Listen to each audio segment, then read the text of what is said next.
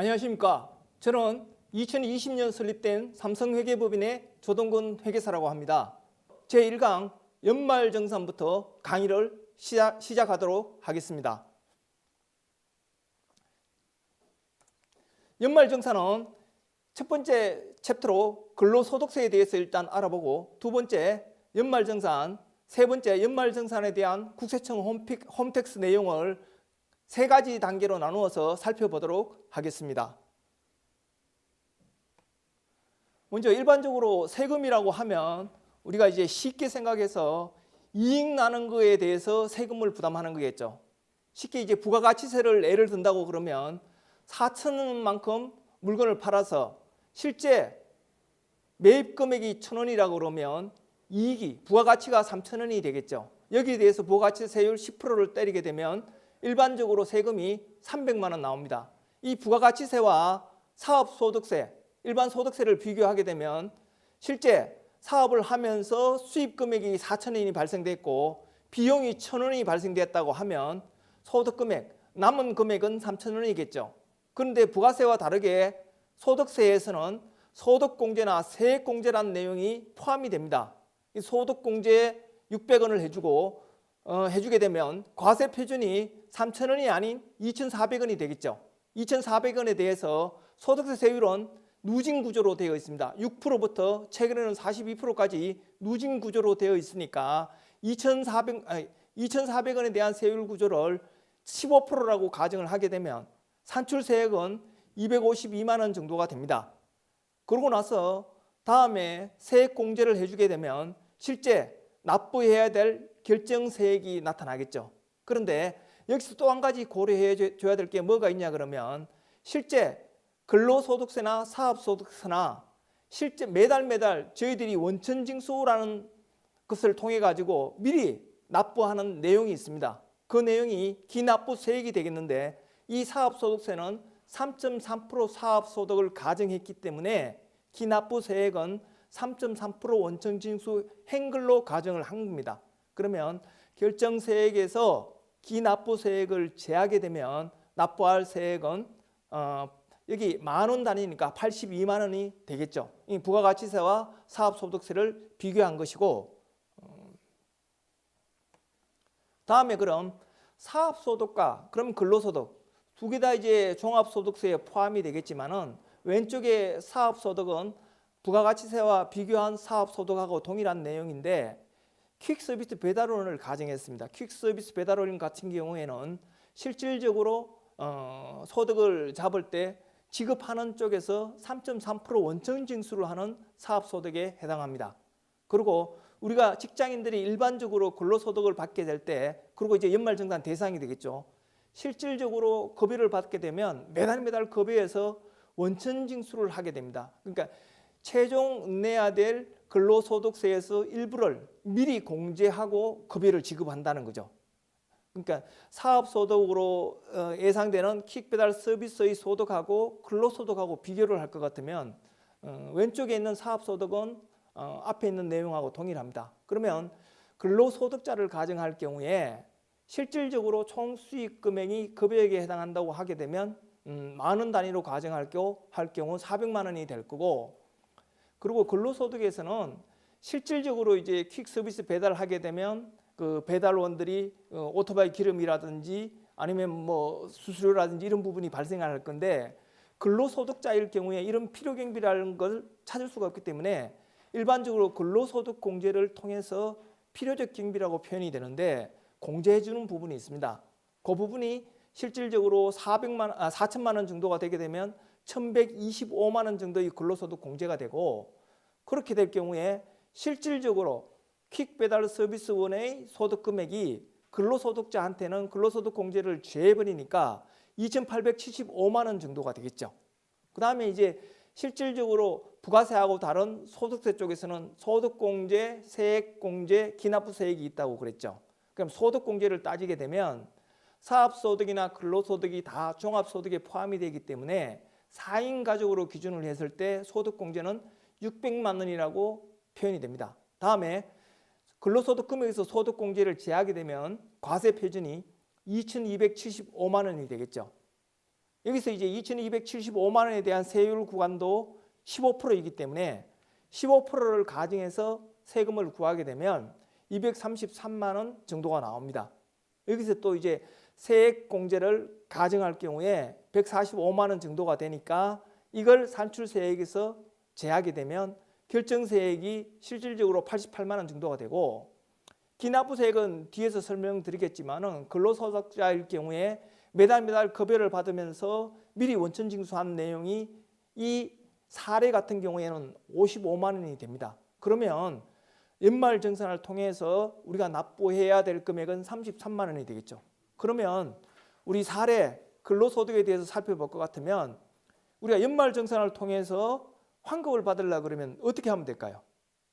이 노란색이 쳐져 있는 소득공제를 높이거나 세액공제를 높이거나, 안 그러면 이제 기납부세액이 좀 더 높게 부담을 시켰거나, 이런 식으로 될 경우에는 실질적으로 기납부세액이 많게 되면 환급할 세액이 나타나겠죠. 세액공제가 많게 되면 환급할 세액이 나타나겠죠. 소득공제가 많게 되면 환급할 세액이 나타나겠죠. 요 세 가지 부분을 한번 살펴보도록, 뒷부분에서는 살펴보도록 하겠습니다. 요거는 이제 전체적인 연말정산표에 대한 설명을 드리는 건데, 실질적으로 앞에 설명드린 그러니까 4페이지에서 설명드린 내용을 좀 더 이제 도식화 표현을 한 겁니다. 총 급여액이 실질적으로 이제 내가 받는 수입이 될 거고, 거기서 필요적 경비에 해당하는 근로소득 공제를 빼게 되면 근로소득 금액, 그리고 이제 소득공제, 과세표준, 산출세액이 나오게 되면 또 세액공제를 표현을 해주고, 이 세액공제와 소득공제를 통해서 우리는 기납부원 세액에 대한 환급이 발생할 건지, 안 그러면 추가 납부를 해야 될 건지, 이런 식으로 이제 판단이 된다는 이야기고, 요 강의에서 이 소득공제하고 세액공제를 표현을 해놨었는데, 소득공제, 세액공제 어느 쪽이 유리하냐? 소득공제는 3단계에서 나타나고 세액공제는 6단계에서 나타나죠. 근데 이제 실질적으로 5단계에 보시게 되면 세율이 있습니다. 세율이 6%에서 42%까지 표현이 되어 있는데, 이 세율은 내가 소득이 얼마이냐, 과세 표준이 얼마이냐에 따라서 6%가 적용되기도 하고 42%가 적용되기도 하죠. 그러면 내가 소득이 높은 사람일 경우에는 실질적으로 소득공제가 유리하겠죠. 왜냐하면 소득공제 받는 금액에서 높은 세율인 42%가 적용이 되어버리니까. 근데 세액공제는 일반적으로 12%에서 15% 정도, 내가 지출된 금액의 12%에서 15% 정도 공제가 되니까 실질적으로 내가 42%에 해당하는 세율 구조에 해당이 되게 되면 소득공제 받는 게 세액공제보다는 유리하다는 거죠. 그런데 내가 만약에 6%의 세율 구간에 포함이 되어 있다 그러면 소득공제 100이 6% 세율을 곱하게 되면 실질적으로 6만 원 정도의 혜택이 있는데, 세액공제에 가면 어떻습니까? 100만 원에 대해서 12%가 되든지 15%가 되니까 6% 세율 구간에 있는 사람은 세액공제가 유리하고 42% 세율 구간에 있는 사람은 소득공제가 유리하고, 그걸 요 표에서 표현한 겁니다. 그 다음엔 요 내용은 뭐냐고 그러면 마지막 타임에서 이제 홈택스에 들어가 보시면 홈택스에서 설명되어 있는 도식입니다. 요거는 이제 실제 글자가 작긴 한데 홈택스 내에서 근로소득에 대한 구조를 설명한 내용이고, 요 앞에 있는 내용하고 동일합니다. 그러면 실질적으로 첫 출발을 총 금액, 총 수익 금액부터 살펴보게 되면, 사례에서는 뭐 이런 부분을 고려하지 않았지만은 실질적으로 우리가 받게 되는 급여 쪽에서는 비과세 근로소득이라는 부분이 있어서 제외를 시킵니다. 그 내용을 살펴볼 것 같으면 실비 변상적 성질의 급여라, 그러니까 일찍 했거나 숙직 했거나 지방 출장 갈 때 예비라든지 이런 부분에 대해서는 급여에 포함이 되어 있더라도 우리가 이제 과세 대상에서는 배제를 시킨다는 거죠. 그리고 이제 3, 4번에 나타나 있는 일반적인 내용, 식대 월 10만 원, 자가운전 보조금 월 20만 원, 출산 6세 이하 자녀 보육수당 월 10만 원, 이 부분은 우리가 총 급여에 포함시켜서 받았다고 할지라도 이 부분은 제외를 시키고 우리가 세금을 계산하게 된다는 이야기죠. 그런데 사례에서는 이 부분은 고려하지 않고 있습니다.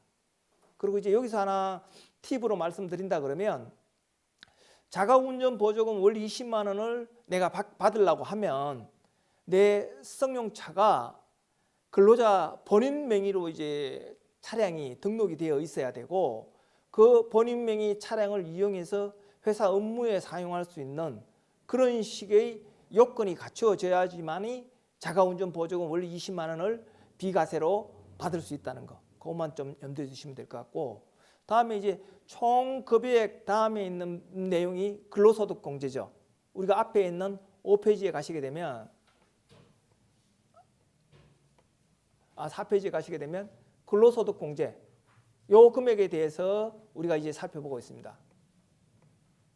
근로소득 공제는 우리 킥 배달 서비스의 필요 경비처럼 우리가 근로소득을 획득하기 위해서 내가 이제 뭐 노력도 해야 될 거고 그런 부분이 있으니까 근로소득자한테 필요 경비 비슷한 그런 공제를 해준다는 거죠. 요 근로소득 공제의 목적은 첫 번째 근로자 최저 생활을 보장한다는 목적이 있습니다. 그리고 그 소득 공제 금액은 밑에 이제 누진 구조로 되어 있어요. 요것도. 근데 근로소득 공제나 뒤에 나오는 근로소득 세액 공제나 그다음에 이제 세율 이 세 가지가 다 누진 구조로 되어 있는데 누진 구조로 되어 있다는 이유는 소득이 낮은 사람한테 좀 더 많은 혜택을 주고 소득이 높은 사람한테 혜택을 조금 줄이겠다. 그 의도인 거죠. 그러면 근로자의 필요 경비에 해당하는 근로소득 공제의 누진 구조를 살펴볼 것 같으면 실질적으로 이분 같은 사례에서는 우리가 이제 비과세 급여를 제외한 급여가 4천만 원이라고 가정을 하게 되면 4천만 원에 대한 필요 경비 성격이 있는 근로소득 공제 금액을 계산해 보겠습니다. 그러면 이 구조를 보시게 되면 4,500만 원 이하 총 급여액이겠죠. 4천만 원이니까 4천만 원이니까 4,500만 원 이하 총 급여액 구간에 해당이 되어 가지고 곱하기 15만 원 해주고 플러스 525만 원 이런 식으로 소득 공제 금액이 계산이 되는데 계산을 하시게 되면 1,125만 원이 됩니다. 그러면 플러스하는 525만 원이 어떻게 나왔냐? 요 누진 구조는 근로세액 공제나 과세 표준 세율 동일하게 적용이 되는 그 방식이니까 한 설명을 드리게 되면 500만 원 이하 총 급여액일 때 근로소득 공제는 70%를 해줍니다. 근데 이분이 만약에 4천만 원이니까 4천만 원 중에서 500만 원에 해당하는 부분은 70% 세액 소득 공제를 해야 되는데 지금 15% 소득 공제를 적용하니까 70%하고 15%하고 차이가 얼마입니까? 55%가 되겠죠. 그러니까 500만 원 밑으로는 55%를 더해줘야 되는 거죠. 그 55%를 더해주니까 오른쪽에 계산된 방식대로 그 금액은 275만 원이 됩니다. 그리고 500만 원 위에부터 1,500만 원까지는 원래 소득공제 금액이 40%가 돼야 되는데 우리 4천만 원 밑으로 있다 해서 15%를 공제를 하는 걸로 계산했기 때문에 40%하고 15% 차이 25%를 500만 원하고 1,500만 원 사이에 있는 그 1,000만 원만큼은 더 고려를 해줘야 된다는 거죠. 그럼 그 금액이 오른쪽에 보시게 되면 1,000만 원 곱하기 25%를 하니까 250만 원 되고 그 두 개를 합친 금액이 525만 원이라는 거죠. 그러니까 이제 요즘 전산상으로 국세청에 들어가도 전산상으로 다 계산이 되어 버리게 되겠지만은 그 전산상의 근로소득 공제의 계산 방식은 이런 방식으로 계산이 된다는 거죠. 그러면 근로소득 금액은 실질적으로 이제 소득 금액인 거죠. 사업소득에서 총 수익금액 마이너스 필요 경비에서 소득 금액이 되듯이 근로소득자도 총 급여액 마이너스 필요 경비 성격인 근로소득 공제를 하게 되면 근로소득 금액이 나옵니다. 그러니까 근로소득 금액은 총 급여액에서 근로소득 공제를 뺀 사례에서는 2,875만 원이 되겠죠. 그럼 다음 또 넘어가 볼까요? 다음 우리 연말정산에서는 소득공제, 세액공제, 기납부세액 요 세 가지를 통해서 환급을 받을지 추가납부해야 될지 이렇게 결정이 된다 그랬죠. 그럼 첫 단계에서 소득공제를 한번 살펴볼까요?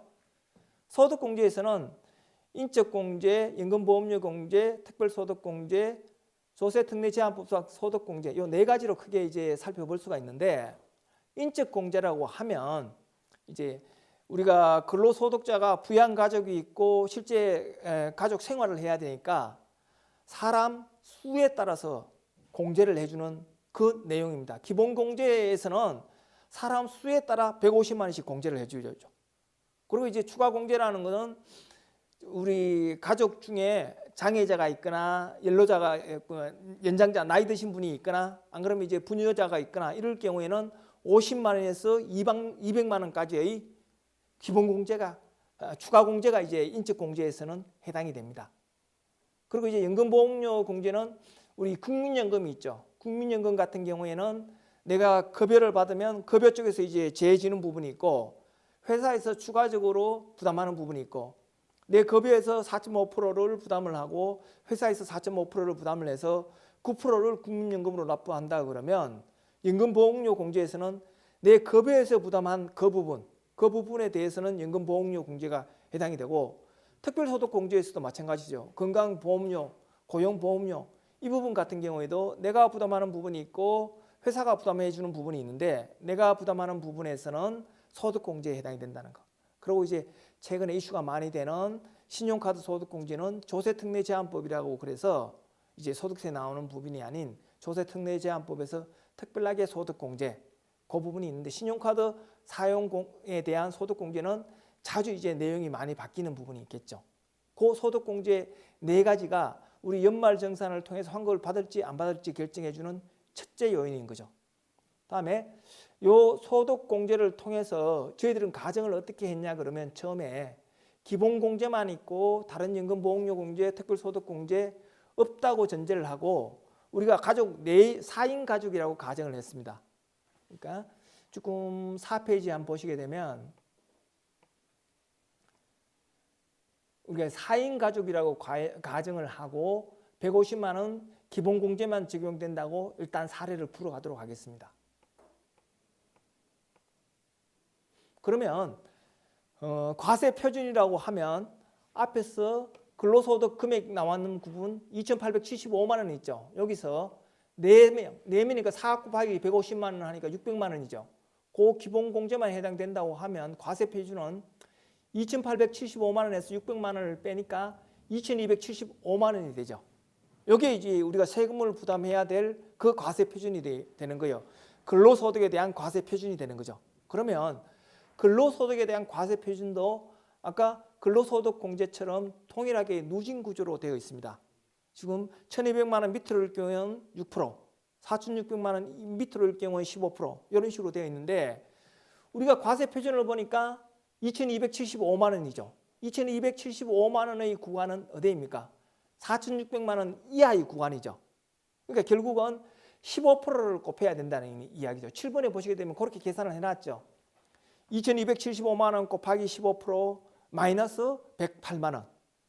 그렇게 해서 이제 이 사례에서 산출세액은 233만 원 정도가 나오는 겁니다.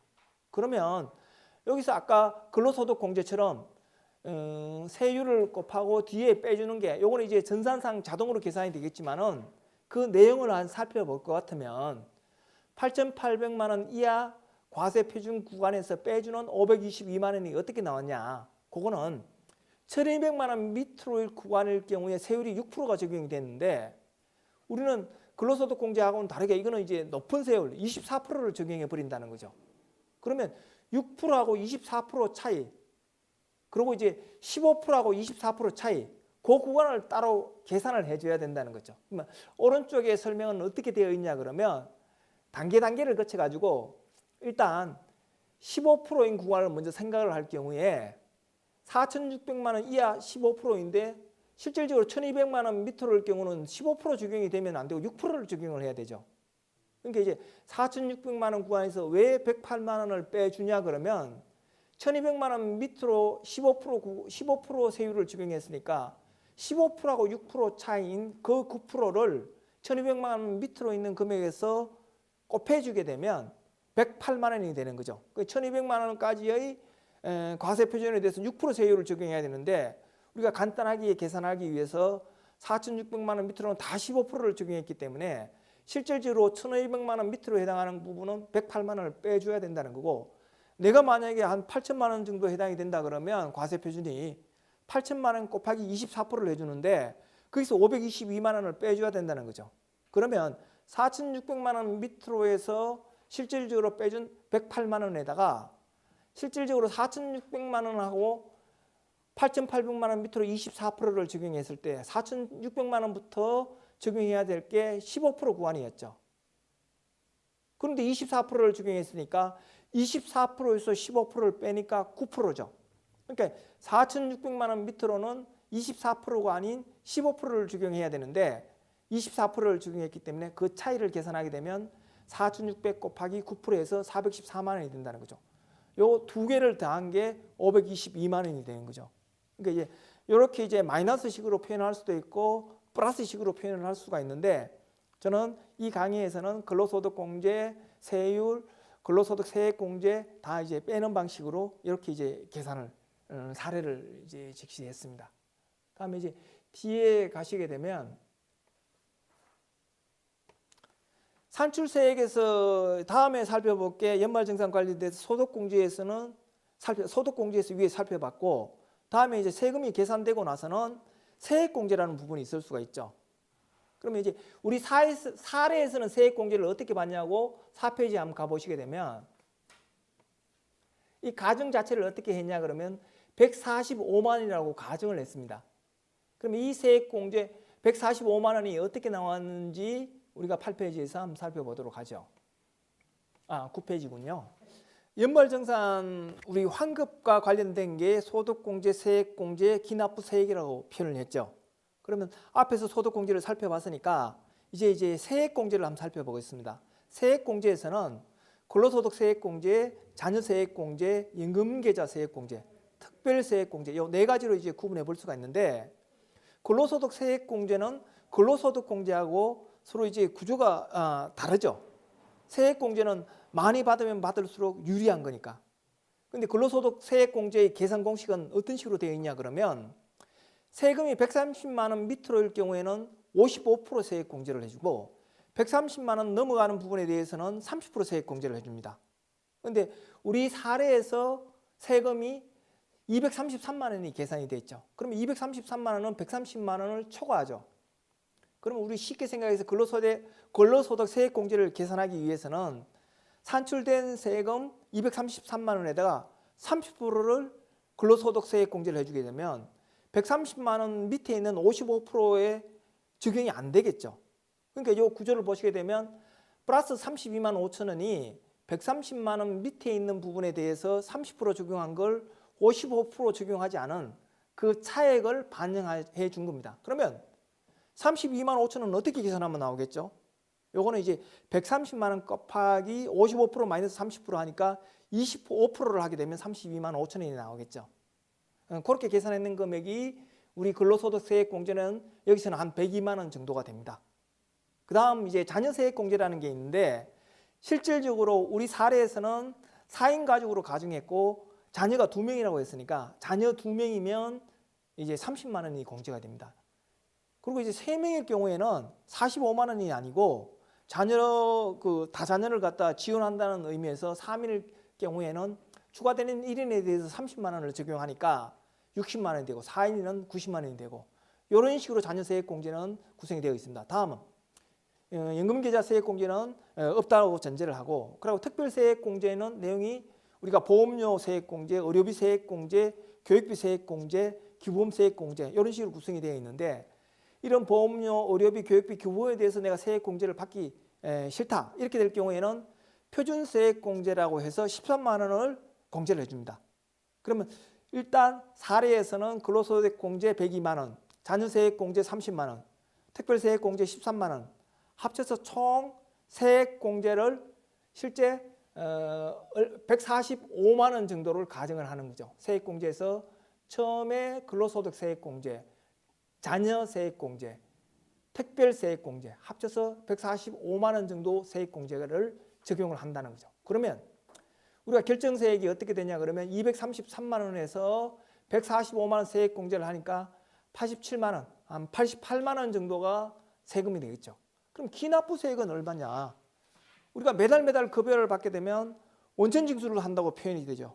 회사에서는 총 급여 금액이 책정된 급여 금액을 지급하는 게 아니고 몇 프로를 근로소득세라고 빼고 지급을 합니다. 그 지급된 금액이 사례에서는 54만 8천 원 정도가 되죠. 그러면 결정된 세금 87만 원에서 54만 8천 원을 뺀 게 우리가 이제 추가 납부해야 될 금액이겠죠. 이 사례 같은 경우에는 첫째 이제 분석을 해보게 되면 추가 납부세액이 나타나는 거죠.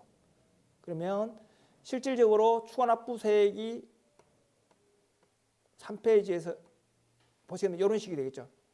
우리가 총 금액이 4천만 원이었는데 근로소득 공제가 1,125만 원, 근로소득 금액이 2,875만 원, 4인 가족 간단하게 기본인적 공제를 하니까 600만 원, 과세 표준이 2,275만 원, 세율을 곱하니까 산출세액이 233만 원, 세액공제 기본적으로 감안했을 때 145만 원 해주니까 결정세액이 88만 원. 근데 기납부세액이 55만 원 있으니까 이 사례에서는 우리가 환급받을 게 있는 게 아니고 추가적으로 납부해야 될 게 발생이 된다는 거죠. 그럼 여기서 이제 기납부세액이 어떻게 결정됐는지 그걸 한번 살펴보도록 하겠습니다. 우리 이제 10페이지에 보시게 되면 기납부세액이라는 게 있는데 우리가 매달 급여를 받게 되면 근로소득 간이세액표라는 게 이제 매년 이제 제시가 됩니다. 국세청에서. 그 제시가 되면 그 간이세액표에 따라서 급여를 지급하면서 공제를 하게 되어 있습니다. 우리 이 사례 같은 경우 실제 가정을 월 급여 300에 실제 상여금, 설상여금 200, 추석상여금 200, 총 금액이 4천이라고 가정을 했죠. 물론 처음에 설명드린 대로 여기서 이제 식대라든지 자가운전 보조금 같은 경우에는 고려하지 않고 간단하게 사례를 든 겁니다. 그러면 이분 같은 경우에는 실제 연 4천만 원 정도의 소득이 있으니까 이걸 나누기 12를 한다는 거죠. 여기에서는 매달 급여를 받는 300을 기준으로 하는 게 아니고 상여금을 받았는 걸 포함을 해서 나누기 12를 해버리니까 이분의 요거는 이제 내년에 적용이 될 간이세액표겠죠. 내년에 적용될 이분의 간이세액표 구하는 보게 되면 333만 원이죠.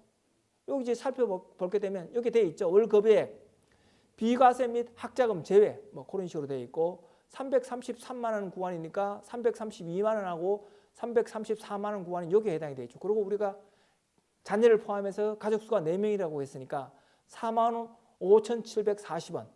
내년에도 동일하게 300만 원씩 지급하고 상여 400이 있다 그러면 이 사람은 300만 원 받으면서 300만 원 다 받는 게 아니고 45만 740원만큼 소득세를 빼고 지급이 받겠죠. 물론 이 300만 원 중에 또 4대 보험은 제해야 되겠지만은 그거는 고려하지 않고 근로소득에 대한 원천징수만 따진다 그러면 근로소득세 45,740원을 뺀 금액을 지급받게 된다는 거죠.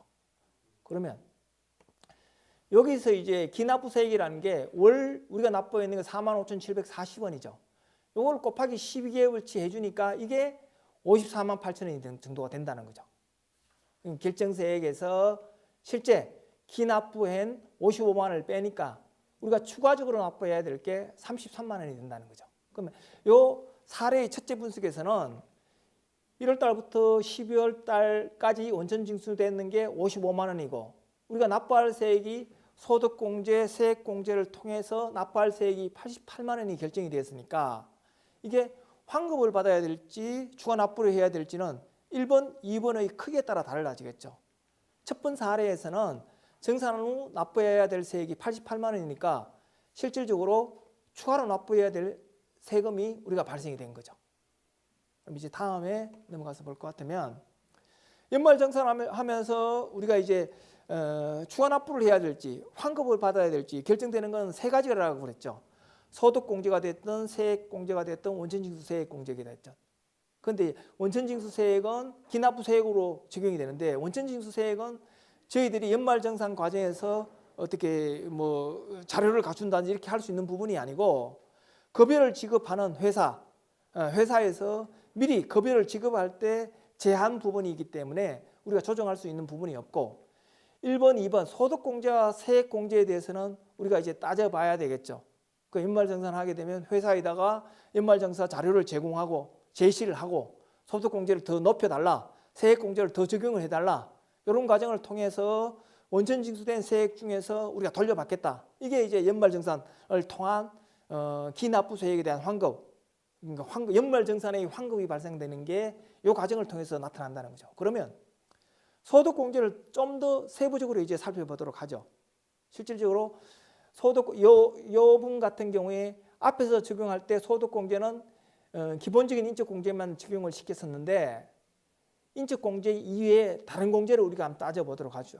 요거는 이제 4대 보험하고도 연관이 되는 부분이니까 처음에 적용할 사례에서는 인적공제 요 600만 원만 적용을 시켰는데 우리 연금보험료 공제를 적용을 하게 되면 연금보험료는 어떻게 나오는지 이것도 이제 4대 보험 쪽에 사이트에 들어가게 되면 우리가 이제 월급여가 얼마라고 적용이 되게 되면 자동으로 이제 계산하는 방식이 보여집니다.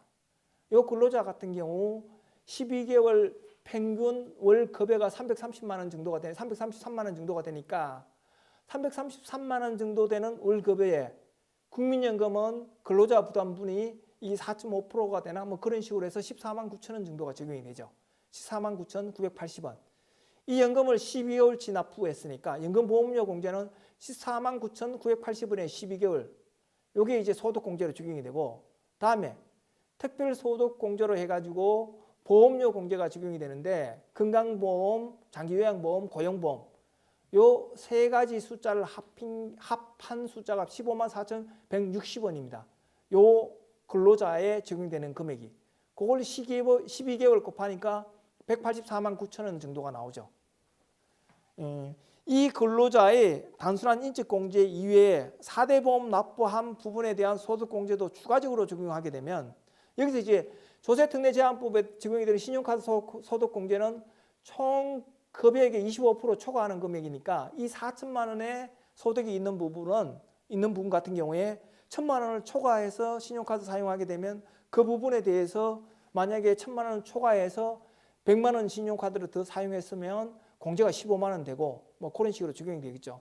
이 사례에서는 신용카드 소득공제도 배제를 시켰습니다. 그러면 실제 인적공제, 연금보험료 공제, 특별소득공제 이 세 가지를 합친 소득공제는 964만 9천 원이 되겠죠. 이걸 적용한다고 가정을 하고 그 다음에 또 한번 살펴볼까요? 요 앞에 나와 있는 소득공제를 기본 인적공제가 아닌 연금보험료 공제, 특별소득공제 해서 보험료, 건강보험료를 추가적으로 적용하니까 어떻게 되는지 한번 살펴볼까요? 보면 앞에 처음 사례에서는 소득공제로 600만 원만 적용이 됐지만은 국민연금 건강보험료로 해서 365만 원이 추가적으로 소득공제가 되겠죠. 이분 같은 경우에 요 365만 원 소득공제만 적용이 돼도 실제 나오는 결정세액이 33만 원이 된다는 거죠. 33만 원이 되니까 우리가 기납부세액 원천징수했는 게 55만 원이죠. 그럼 이 사람은 22만 원 연말정산을 통해서 돌려받는다는 거죠. 그러니까 소득공제, 세액공제를 우리가 높이면 높일수록 기납부된 금액 중에서 돌려받을 금액이 많아진다는 거죠. 그게 이제 소득공제 추가적으로 우리가 자료를 제시할 때 물론 국세청에서는 이 국민연금이나 건강보험은 자동적으로 당겨질 거예요. 그 부분이 있는 거고.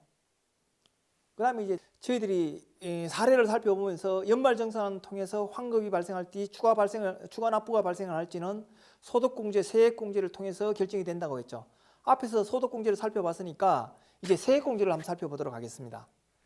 우리 첫 번째 사례에서는 세액공제를 근로소득세액공제, 자녀세액공제, 특별세액공제는 표준세액공제를 적용을 시켜가지고 간단하게 계산을 했었는데 여기서는 이제 연금계좌 세액공제하고 특별세액공제를 세부적으로 살펴보도록 하겠습니다.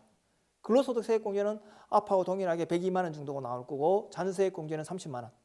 그리고 이제 여기서 추가적으로 적용될 연금계좌 세액공제 요 같은 경우에는 최대한 700만 원 납부할 수가 있는데 뭐 추가적으로 900만 원 납부할 수도 있겠지만 일단 700만 원 납부할 경우에 15% 세액공제가 적용이 되죠.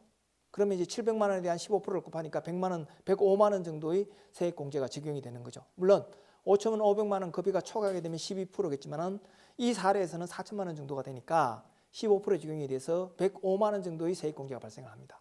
그리고 마지막으로 특별세액공제를 살펴보면 우리 첫 사례에서는 표준세액공제를 한다고 해서 13만 원을 공제를 해줬었는데 세부적으로 세액공제를 한번 살펴볼 것 같으면 보험료 세액공제에서 보험료가 100만 원이 발생됐다 그러면 12% 세액공제를 해주고, 의료비가 급여에 대한 3% 초과하는 부분에 대해서는 15% 공제를 해주니까 우리가 이제 200만 원 발생했다고 가정하게 되면 12만 원 정도. 교육비 세액공제에서도 15% 공제를 해준다고 그러니까 한 90만 원 정도 발생했고, 기부금 100만 원 정도가 발생이 됐다 그러면 그 15%. 이런 세액공제가 발생됐다고 가정할 경우에 특별세액공제는 129만 원이 되는 거죠. 그러면 실질적으로 세액공제 금액은 세 가지 금액을 합치게 될 경우에는 그 102만 원, 30만 원, 105만 원, 129만 원이 되겠죠. 뒤에 한번 살펴볼까요? 실제 세액공제가 약 221만 원 정도가 되는 거죠. 처음에는 이제 145만 원이었었는데 여기서 이제 이 네 가지 세액공제를 합치니까 366만 원 정도의 세액공제가 발생이 된 거죠.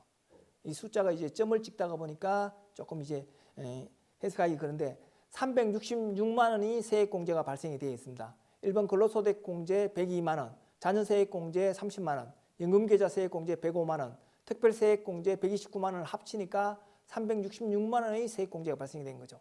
이 적용에 대해서 살펴볼 것 같으면 실제 이제 처음에 우리가 가정했을 때 145만 원이라고 가정을 했죠. 이번에 근로소득 세액공제하고 자녀세액공제하고 표준공제를 적용을 시켰을 때 145만 원이었는데 실제 이제 연금계좌 공제하고 특별세액공제를 적용을 하니까 221만 원이 추가적으로 세액공제가 발생했죠. 요 145만 원 플러스 221만 원을 하게 되면 앞에 있는 366만 원이 됩니다. 그러면 우리 221만 원을 세액공제하니까 돌려받아야 되는 게 아니냐.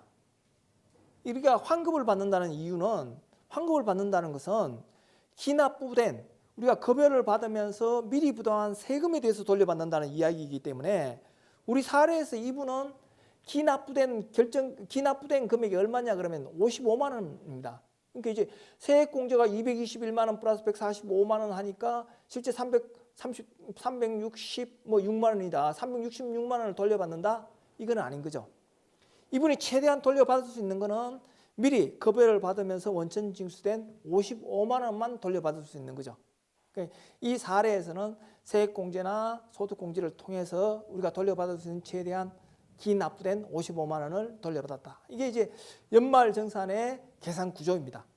그러면 빠르게 이제 차트에서는 홈택스 구성되어 있는 부분을 살펴보고 직접 인터넷을 통해서 홈택스에 들어가서 한번 살펴보도록 하겠습니다. 기존에 이제 계속 있던 방식이 연말정산 간소화 서비스죠. 이 연말정산 간소화 서비스에서는 일정표에 보게 되면 여기 이제 작년 날짜인 그 2021년 날짜인지는 모르겠는데 1월 15일부터 뭐 2월 14일까지 자료 확인하고 뭐 증명 자료 제출하고 보통은 3월 10일까지 이제 연말정산이 된다고 표현하죠. 요거는 이제 우리 네 번째 강의할 지급명세서하고 조금 연관이 되어 있을 것 같은데 우리가 이제 원천징수 이행상황 신고서는 매달 분에 대해서 다음 달 10일 날 신고를 하는 거고 근로소득에 대해서 지금 간이지급명세서는 1, 6월 달분은 7월 말 그러면 6월 달부터 10월, 12월 달까지는 1월 말 제시를 하니까 근로소득 간이지급명세서나 원천징수 이행상황 신고서를 통해 가지고 저희들이 실질적으로 그 2021년도에 납부한 총 세금이 파악이 되고 급여가 파악이 되니까 2월 만약에 12월 달 급여가 1월 달 지급이 되게 되면 1월 달 지급되는 그 급여에 대해서는 2월 10일까지 신고하고 2월 10일까지 원천징수 이행상황 신고서를 제시하겠죠. 근데 그 부분에 대해서 2월 10일까지 연말정산이 이루어질 수 있는 기본 태대가 된다는 거죠. 급여도 알 수 있고 원천징수 되는 것도 알 수가 있고.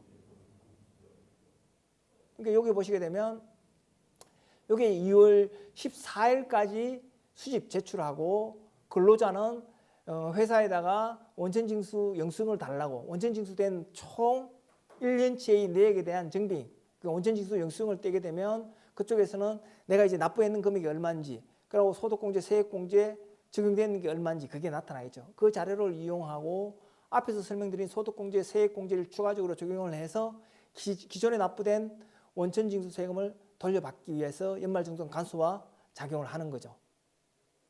홈택스에 들어가면 이런 부분이 나오는데 이것도 이제 홈택스에 있는 내용입니다. 홈택스에 있는 내용을 제가 이제 복사를 해서 요 안에 이제 내는 내용이고, 이것도 이제 홈택스에 있는 내용인데 직접 간수화 서비스를 해보셨다면 이런 식 절차를 취했겠죠. 요거는 이제 내가 이제 2월 10일 정도 지나게 되면 자동적으로 이제 내가 적용되는 부분이 다 나타날 수가 있죠. 원래 이제 달라지는 게 그 연말정산 간소화 서비스는 작년하고 똑같은 이런 식으로 되는데, 밑에 이제 일괄 제공이라는 내용이 작년하고 다르게 이제 원래 적용이 되는 것 같아요. 일괄 제공의 절차는 어떻게 되냐 그러면,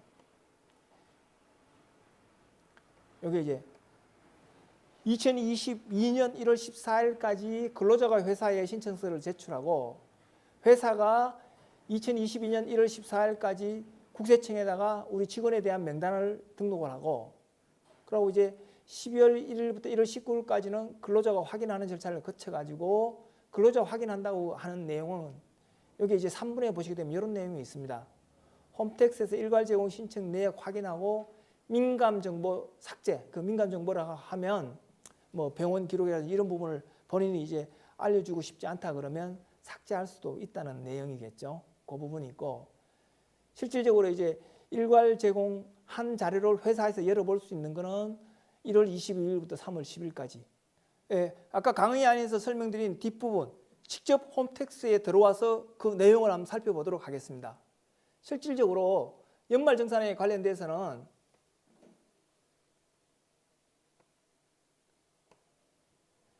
조회 발급 들어가게 되면 연말정산 간소화 서비스, 연말정산 미리 보기 이런 내용이 나겠죠. 뭐 간소화도 그렇고 연말정산 미리 보기 하면 이런 식으로 이제 본인이 직접 실질적으로 내 급여가 얼마인지 들어가고 계산해 볼 수 있는 그 방식이 나옵니다. 이거 보시게 되면 3개월간 절세 팁 그 내용도 나오고, 실질적으로 해보시면 뭐 이런 식으로 나온다는 거죠. 내가 세금 얼마 냈는지 그런 식으로도 나오는 거고, 실질적으로 살펴볼 수 있는 그 내용입니다. 앞에 가서 이제 간소화 서비스에 들어가게 되면 부양가족이라든지 실질적으로 이제 우리가 자료 신청하는 거하고 다운받는 거 여기 있죠. 자료 제공 동의 신청, 그러니까 연말정산 간소화 자료 조회, 다운로드, 회사 제출 뭐 이런 식으로 있는데, 요 내용에 들어오려고 그러면 공인인증서가 다 이제 로그인이 되어야 되겠죠. 그리고 이제 밑에 추가적으로 이제 되어 있는 게 마지막에 설명드린 일괄 제공에 대한 내용이 나옵니다. 이거 나오시고, 그 개별적으로 한번 살펴보신다고 그러면 여기 이제 연말정산 요약이라는 게 아까 강의 안에서 들어가 있던 내용이 연말정산 요약표 요거입니다. 요거이고, 실제 간소화 서비스 이용 방법에 대해서는 여기 내용 들어가시게 되면 이제 요것도 이제 제가 강의 안에서 따다내는 내용이고, 요 보시게 되면 회사에서 내려받고 출력하는 그 사례가 간소화 들어갔을 때 어떻게 이제 받을 수 있는지 그 내용이 들어가 있습니다. 그리고 이제 국세청 매뉴얼이라든지 이런 걸 이용하시게 되면 충분히 이제 자체적으로 회사 회계 담당자들은 소화할 수 있다고 저는 생각이 됩니다. 그러면 연말정산에 대해서는 일단 이런 식으로 설명을 마치기로 하고, 대부분 국세청 홈택스에서 상세하게 나와 있으니까 직접 자기 공인인증서로 들어가서 살펴보면 상세히 파악이 될 수 있다고 생각이 됩니다. 예, 첫째 강의는 이걸로 마치도록 하겠습니다. 예, 감사합니다.